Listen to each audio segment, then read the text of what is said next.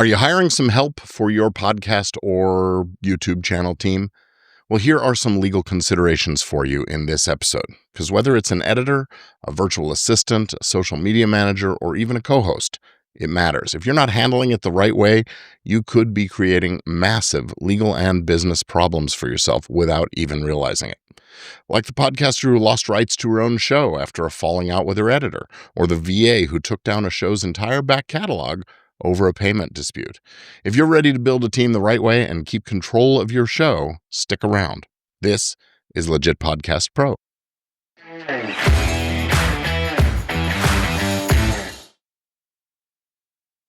Hey there, I'm Gordon Firemark, the podcast lawyer, and this is Legit Podcast Pro, the show that helps you, creators like you, build professional, protected, and profitable media brands. And today's episode is all about hiring help, hiring a team to work with you the legal way. Because hiring wrong, well, that's how you lose rights, face lawsuits, or wind up being held hostage by a freelancer who suddenly goes MIA or rogue. So here's what we're going to cover in this episode. Why hiring is not as simple as just sending someone money on PayPal, the key legal difference between contractors and employees, what your contracts must say to protect your ownership rights, when and how to use the work made for hire language, and what to do to avoid drama if the relationship comes to an end. So let's dig in. Why you can't just wing it when hiring help. Well, so many podcasters start out solo, and as things grow, they bring on some help. A friend helps cut the audio, a VA handles emails and social posts, a designer maybe makes some cover art, and then something goes wrong. The helper disappears or demands more money, or worse, claims some ownership of the content they worked on. Yeah, that's not just inconvenient, it can be a legal nightmare. The big myth that I paid for it so I own it, well, that is not always, it's not even usually true. Without the right agreement in place, they might actually own the work that they created, even if you hired them, even if you paid them. So let's fix that. Now, before you hire someone, you have to know, are they a contractor or an independent contractor or an employee? Whether it's for editing, writing show notes, managing your social media, or anything else, the legal distinction between independent contractors and employees is important. A lot of creators assume that if you call someone a freelancer, you're good to go. But legally, it doesn't work that way. For example, if you're here in California, and there's a number of other states that do this too, the rules are pretty strict because of a law called AB 5, and it uses what's known as the ABC test to determine whether someone really is an independent contractor. To classify someone as a contractor under this ABC test, you need to prove all three of the following things. A, that the worker is free from your control and direction in how they do the work. That means that you can set a deadline and the deliverables, but not dictate their schedule, the tools, or their methods. B is the work that they're doing is outside the usual course of your business. This is where podcasters often get tripped up. If your business is a podcast and you hire someone to edit episodes, that is your core business. So under this prong, they might actually be considered an employee. C, the worker has to be customarily engaged in an independently established trade or business doing that kind of work. Say hello to Luke, the cat. That means that they regularly do this kind of work for others, not just for you, and they hold themselves out as a professional. So if you fail any one of these ABC3 prongs, California law will treat your contractor as an employee, and that'll open the door to major legal and tax liabilities. This is not just California. Many other states are also adopting similar standards. So what should podcasters do? Well, if you're hiring a freelancer, especially in California, make sure they're set up as their own standalone legitimate business and that your working relationship passes that ABC test. You might even want to consider working only with folks who have an LLC and their own contracts and multiple clients. The bottom line is don't rely on the word contractor.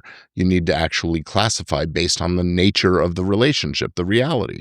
And when in doubt, get some professional advice because misclassifying gets expensive fast. So here's the legal default. The creator of the work owns the copyright unless that creator was an employee at the time of the creation and it was part of their job to make it, or there's a written agreement, a contract saying otherwise that uses some very specific language called for in the Copyright Act. If you hire a podcast editor and you don't have a proper contract with that magic copyright language, they might legally own the edit, even though it's your show. Same goes for music compositions, show notes, artwork, social media content, your website, the script for your show if you do scripted work. Without a written agreement with the right language, that very precise work made for hire clause, you could be building someone else's asset for them. Now, every time you hire someone new, even for a small task, make sure that you have a contract that includes the scope of their work, the payment terms, the delivery schedule, the rights and ownership language, confidentiality clause if it's needed, and termination provisions. And if you're in the US and hiring someone as a freelancer, make sure you've got that work made for hire language in the rights language. Don't just cut and paste it, though. Not all work will qualify for that work for hire treatment, and even if it does, a properly worded assignment of rights is still important. It's what we lawyers call a backup assignment, really sort of a belt and suspenders kind of a thing. That's why it's so important to use agreements written specifically for the media industry, not a generic online contract that you found somewhere or asked the chat to do, right? Okay, so even when you have good hiring practices, things can still go south. So here's what to do and not to do if there's a dispute. First off, refer back to the contract. Go dig it up, look at it, make sure it was signed, all those kinds of things. Then document everything from the start. Don't wait for trouble.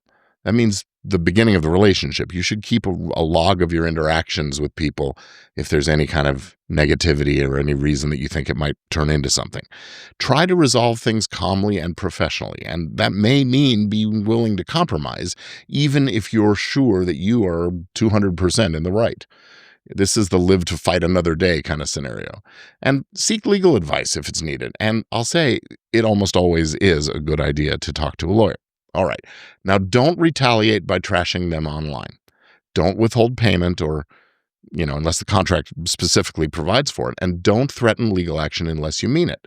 Keep using the work they created unless you have the cleared rights. That's another one. Don't keep using the work unless you're sure you have the rights.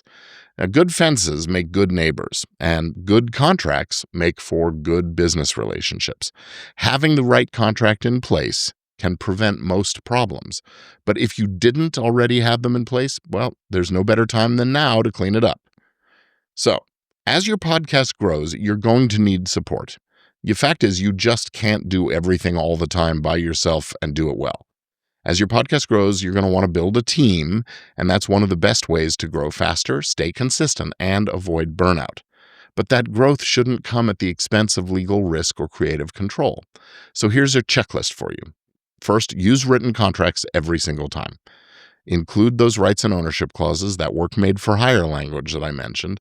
Pay on time and clearly, and keep your communications professional. Protect your show like the business that it is. All right, so the bottom line, well, hiring help can save you time, energy, money, and frankly, create efficiencies. So it could also cost you everything, though. So it depends on how you do it. The good news is you don't need to figure this out on your own. If you want to learn more about protecting your podcast and running it like a real business, I want to invite you to watch my secret video. It's called Level Up Your Podcast Success, Essential Frameworks for Creators. You can access it now by going to gordonfiremark.com/levelup. That's your next step if you're serious about podcasting the legit way. So thanks for watching Legit Podcast Pro or listening. Stay safe, stay smart, and keep on creating. I'll see you next time.